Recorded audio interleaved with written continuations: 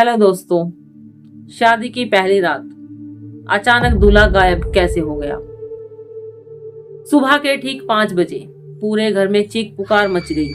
दूल्हा और दुल्हन के कमरे का दरवाजा अंदर से बंद था। जब कई बार आवाज देने पर कोई जवाब नहीं मिला तो पूरे परिवार ने मिलकर दरवाजा तोड़ दिया। अंदर का नजारा देखकर सबके पैरों तले से जमीन खिसक गई। दुल्हन बेहोश फर्श पर पड़ी थी। बिस्तर पर खून के धब्बे थे और दूल्हा वहां था ही नहीं। ना खिड़की खुली थी ना कोई दूसरा दरवाजा था। फिर भी एक जिंदा इंसान कमरे से कैसे गायब हो सकता है।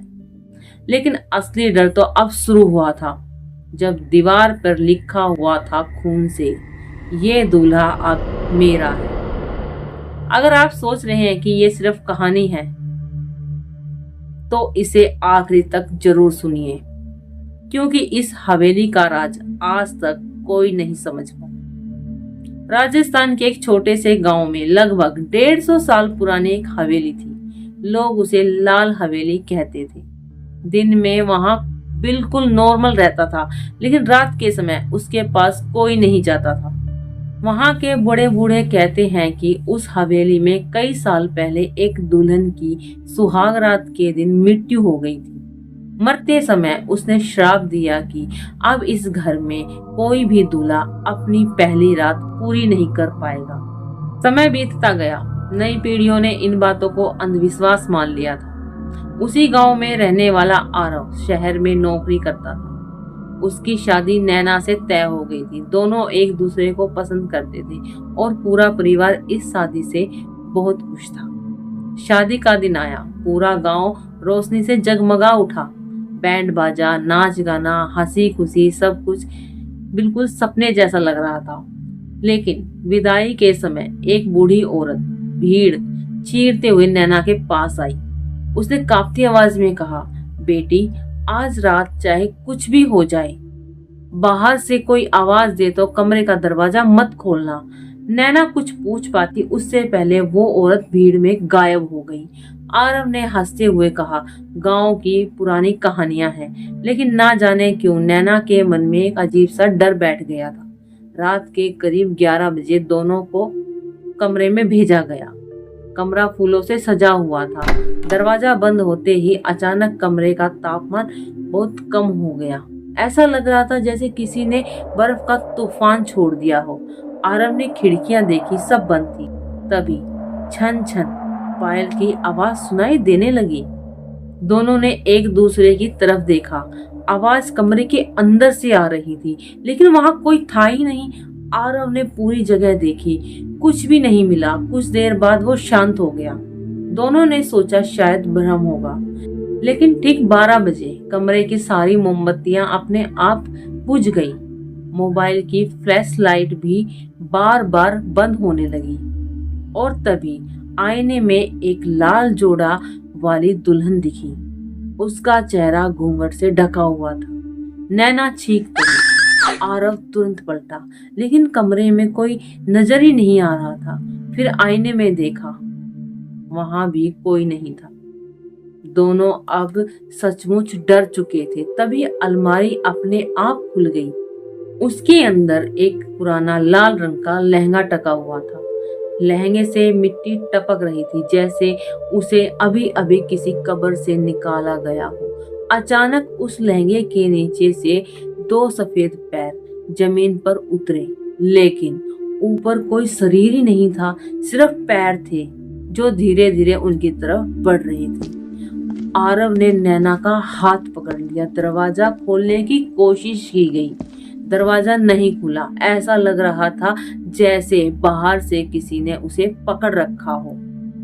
तभी कमरे में एक औरत की आवाज गूंजी, 70 साल बाद मेरा दूल्हा वापिस आ गया। पूरा कमरा कांपने लगा। दीवारों पर अपने आप खून जैसे निशान बनने लगे। अचानक नैना बेहोश होकर गिर पड़ी। आरव उसे उठाने के लिए झुका ही था कि किसी अदृश्य ताकत ने उसे पीछे से खींच लिया। वो जोर जोर से चिल्लाया, लेकिन उसकी आवाज कमरे से बाहर ही नहीं जा रही थी। अगले ही पल पूरा कमरा घने काले धुएं से भर गया और फिर सब शांत हो गया। सुबह जब परिवार ने दरवाजा तोड़ा तो आरव गायब था। सिर्फ नैना बेहोश पड़ी थी। दीवार पर खून से लिखा था, ये दूल्हा अब मेरा है। पूरे गांव में हड़कंप मच गई।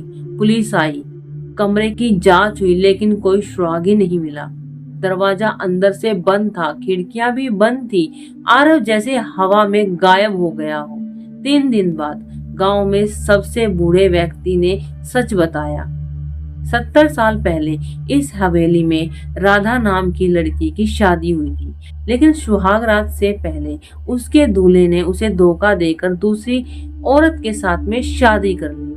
अपमान सह न पाने पर राधा ने उसी कमरे में फांसी लगा ली। मरते समय उसने कहा, जिस तरह मेरा दूल्हा मुझसे छीना गया, वैसे ही इस हवेली में आने वाला हर दूल्हा मेरा होगा।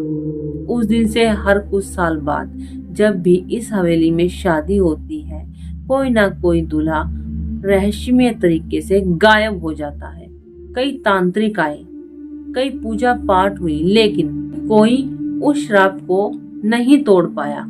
आखिरकार एक परिचित तांत्रिक को बुलवाया गया। उसने पूरी रात मंत्र पढ़े। अचानक कमरे में तेज हवा चलने लगी।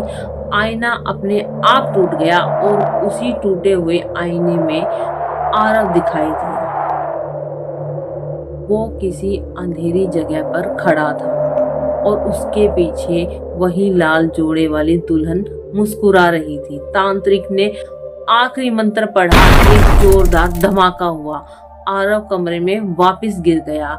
सब लोग खुशी से रोने लगे, लेकिन तांत्रिक का चेहरा डर से सफेद पड़ चुका था। उसने धीरे से कहा, मैं इसे वापस तो ले आया, लेकिन वो आत्मा इसके साथ आ चुकी। सबने आरव की तरफ देखा। वो बिल्कुल शांत बैठा था, फिर भी उसने धीरे धीरे अपना सिर उठाया। उसकी आंखें पूरी तरह से सफेद हो चुकी थी। उसके होठों पर एक अजीब सी मुस्कान थी और फिर उसके मुंह से एक औरत की आवाज निकली। अब अगली शादी का इंतजार है। उस रात के बाद लाल हवेली हमेशा के लिए बंद कर दी गई, लेकिन गांव वाले आज भी कहते हैं, अगर किसी शादी की रात वहां पायल की आवाज सुनाई दे तो समझ लेना दुल्हन नहीं, कोई और अपने दूल्हे का इंतजार कर रही है। दोस्तों, अगर आपको मेरी ये वीडियो पसंद आए तो वीडियो को लाइक करना, शेयर करना और मेरे चैनल को सब्सक्राइब जरूर करना। नमस्ते।